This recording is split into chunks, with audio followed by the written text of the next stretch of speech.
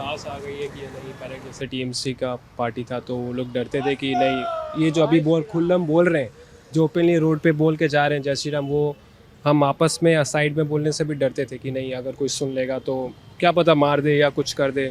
वो चीज़ अब नहीं है। आप तो हमारे सीएम को खुद भी जानते हैं, उन्होंने खुद भी ये चीज़ कहा है कि उनके सामने बोलने से वो हमें बोलते थे कि गाला गाली दे रही है या कुछ ऐसा सीन था।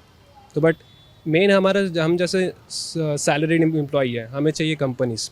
अब यहाँ से हम दूसरे राज्य में जाते हैं जॉब करने के लिए, यहाँ वैसे अपॉर्चुनिटीज़ नहीं है, तब वो हमें एक ऐसा पॉइंट लगता है कि नहीं, अब शायद सेंट्रल गवर्नमेंट का पावर है, स्टेट गवर्नमेंट, तो शायद दूसरी कंपनीज आएंगे यहाँ पे, उसी का वेट है। और नेशनल सिक्योरिटी की भी बात होती है।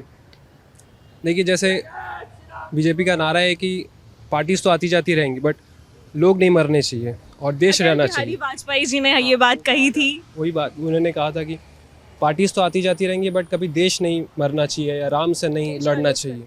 वही हम चाहते हैं। अब जब सब खुश है यहाँ पे कि भरोसा है लोगों के अंदर, एक साहस आया है, वही अब कंटिन्यू रहेगा, वही हम सब चाहते थे। और मेन बात हमारा यही कि नेशनल सिक्योरिटी से कभी नहीं पीछे हटना चाहिए। जैसे आपको पता ही कि यहाँ पे पास में बॉर्डर है बांग्लादेश का, रिफ्यूजीज़ यहाँ पे इतने हैं, फेंसिंग नहीं है, 5 किलोमीटर्स की फेंसिंग नहीं है। बहुत मीडिया वाले वहाँ जाके भी दिखाए हैं चीज़ कि कितनी दूरी पे फेंसिंग नहीं है। तो वो डर हमारे अंदर हमेशा से था कि नहीं, क्या पता ये सरकार अगर वापस आती है, इफ़ भगवान ना करे वो चीज़ वापस हो जाए यहाँ पे। क्योंकि हम देखे भी है यहाँ पे, अपने आंखों से देखें कि, और ममता बनर्जी तो खुद ही ने कहा है कि अगर एक जोड़ लगाते हैं कि कोई एक कम्युनिटी वाले क्या नहीं क्या कर सकते हैं। तो वो डर अब नहीं हमारे अंदर। अब होप करेंगे बेस्ट का। सो बंगाल का क्या फ्यूचर बदलेगा? क्या मैंने हर बार सुना कोलकाता अपनी कल्चर खो रहा है, डेवलपमेंट नहीं है, कितना कुछ सही था, और क्या अब कल्चरल रूट्स की तरफ वापस जाता हुआ दिख रहा है बंगाल? क्या सोच रही है जनता? जी, कल्चरल तो हमारे बंगाल में पहले से था ही।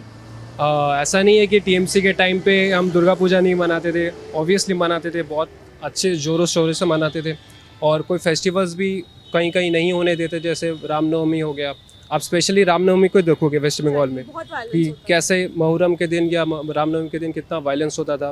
कोई कम्युनिटीज़ वाले कोई प्रॉब्लम्स होते थे, वो मतलब अजीब ही एक प्रोटेस्ट होता था। ये फेस्टिवल जैसे मनाया नहीं जाता था कोई फेस्टिवल, एक्सेप्ट दुर्गा पूजा मैं बता रहा हूँ आपको, क्योंकि वो एक मेजॉरिटी में आता है बंगालीज़ का।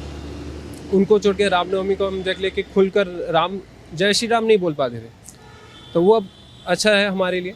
अब हम बिना डर के बोल सकते हैं, विदाउट कोई डर के हम घूम सकते हैं बाहर, तो वो हमारे लिए सही है। आप इधर देखते हो भवानीपुर कॉन्स्टिट्यूशन, यहाँ पे मैं वहीं पे था अभी इतनी देर, लोग कितने खुश है, साहस के साथ में है। वही बदलाव चाहिए था। अब एक्सपेक्ट करूँगा कि इससे और आगे अच्छा हो। जो होप हम बैठा के रखें बीजेपी से कि हाँ ऐसा वो कर पाए, वही बस हमें चाहिए।